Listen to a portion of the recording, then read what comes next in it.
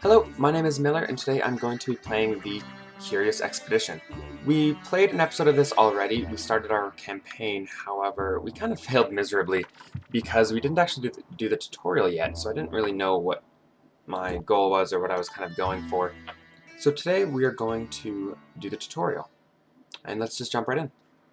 This looks a lot like the map we saw in our campaign mode. We had the village down here. An event occurred. Right. The last thing I remembered was that our ship got close to the shore of our expedition area. Suddenly a storm shook our vessel and I was thrown overboard. It seemed I had been stranded here without my trek all alone. Okay, what now? I needed to find back to the ship. Or find help somewhere else. No matter what, I had to start moving if I didn't want to die alone. Let's go. I don't really want to die alone.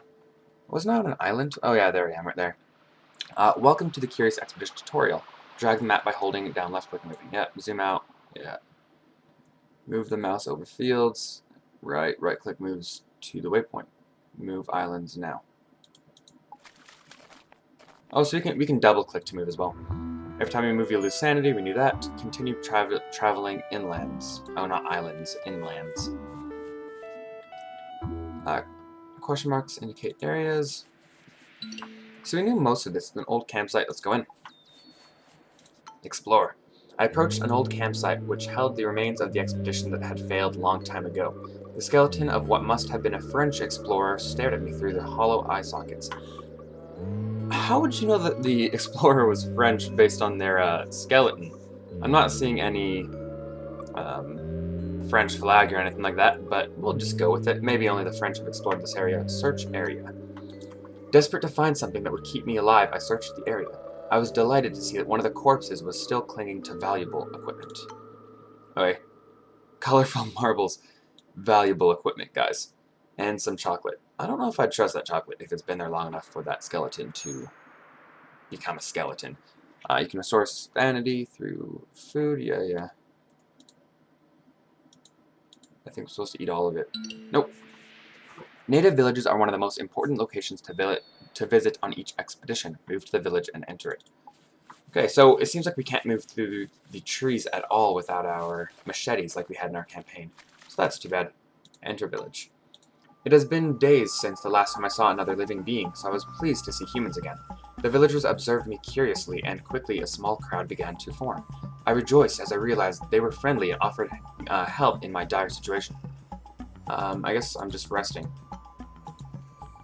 Decided to spend the night in the village. One of the villagers told me that he had seen a giant wooden fish some days ago. Was he talking about my ship? Sleep. The night was quiet and peaceful. The next morning I woke as the village was already buzzing with activity. I still felt welcome amongst these people. For a moment I considered just staying in the village and leaving everything behind me, but I quickly shook of the feeling. I needed to find the ship. Trade. So I think we're going to trade our marbles here. What are we supposed to be getting? For now, you don't want anything but to increase your standing with the villagers, though. Offer them marbles in your inventory by left-clicking. You are offering more than you are asking for. The deal button has become green and shows you are accepting the trade will now increase your standing. Oh! Okay, so last video when we gave them the treasures, but traded for equal balance there, we actually didn't increase our standing. That was my miscommunication. Now that your standing has been improved to it's time to recruit a villager. You can inspect the attributes by mousing over them. Okay, we have. I talked to the villagers to see if some villagers were interested to seek fame and glory and science. Not long after, I found a group of willing new Trek members and needed to decide who to recruit. So we have Kenevab the warrior, 2 attack die and maybe 2 movement die, 8 toughness. Kozu the native warrior, level 1. So they all have the same die here, and we have Vesege, the warrior, and they all have the same capacity as well. So it doesn't... No, wait a second. This guy has an extra ability here that's superstitious. Suffers from irrational fear of what is unknown and mysterious. We don't want that. So we're going to go with Kenevab or Vesege. I think we're going to go with Kenevab. Kenevab, the warrior, joined our trek. I still felt welcome amongst these people. For a moment I considered just staying in the village and leaving everything behind me, but I quickly shook the feeling. I needed to find the ship. I don't think the ship's gonna be getting anywhere at this point. I told the men to pack up and head out. The man. We have 1. And headed out, as new adventures could be waiting around the next corner. The villagers have told you about the wooden fish. Maybe that is where the ship is located. Head towards the new question mark. Okay. Hyenas. Alright, so it seems like we're going to start combat here. Maybe. It seems like the entire yeah, okay. So, let it begin. You are being attacked. The combat system works by rolling the dice and combining them into attacks. Start by clicking the roll button. Can I do anything else? No? Okay, so we have 3 different colors of die here. You've rolled stability and mind faces. That's no valid combo. Keep the mind face by clicking on it. Okay. You can re-roll all the dice that you did not pin. Click the roll button. Oh, so this is kind of like Greed, the die game. My friend Ryan just taught me how to play a couple days or weeks ago. Ton of fun, but it has the same mechanic where you keep the die that you don't want to re-roll and then re-roll the rest. You found a valid combination.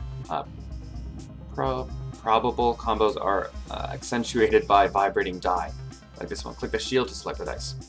Tactical advantage. Triggers an attack on its own. You can trigger any combo of dice as long as you have rolled the fitting dice faces. Let's trigger the attack. Tactical advantage. You also rolled the sword die. Select it now. Attack. Okay, so we did some damage there. As you saw, you can trigger multiple combos per round, but right now you don't have any dice left. It is time for the enemies to react. Okay. It's the enemy's turn now. They are attacking you. Ouch. Can we put our Kebab in front? He has much more health than us. As long as you have not rolled any dice, you may try to flee. These enemies are a bit too strong for us. Click the flee button. If we wanted to survive, we had to flee. The group was scared and exhausted afterwards. So that probably lowers our sanity, maybe? I didn't check. Close one of the enemies will now be passive for some turns. Keep heading towards the question mark. Oh, that's nice. So they are sleeping for 3 days. Aggro chance 30%. So moving through the forest does take a lot of our sanity. I guess when you move in the overworld, it will just choose the best path. So you can go through the forest, but if it's cheaper sanity-wise to go somewhere else, you will. Or go through a different way. Oh, the ship is completely fine. So I guess we were just thrown off the ship. The ship didn't crash in the beginning there. I finally made it to the ship where my crew was waiting for me eagerly. I came here to find the Golden Pyramid, but we were low on proviant. I don't know what that is. I would have returned another time. I would have to return another time. This wasn't the last time these lands had seen me. Sanity plus 33. So we left. Success. Golden Pyramid. I thought we didn't find that. Oh well, speed bonus first. 200. New fame. 230. Finish expedition. Oh. Okay, so that's the entire tutorial, I guess. That doesn't really answer a lot of my questions. I don't know how we're supposed to increase our fame and such. Maybe it's just that we have to continue to go on expeditions and our opponents are supposed to be ahead of us right off the bat like they were last time. But we will have to check it out, I think, in the next video. It also seems like we're going to have to start a new game. We can't continue from our other campaign, which is too bad, but it might be a blessing in disguise because our last campaign supposedly didn't go too well. That said, I'm going to end the video here. Now I have noticed with this recording software, it kind of cuts the ending short. You might have seen that in the last video. I kind of got cut off mid-sentence. So this might be an awkward ending, hopefully not. But nonetheless, thank you for watching. I hope you liked the video. Please leave a like and comments down below if you have anything you would like to see or any tips for this game. No spoilers though, please. And I will see you guys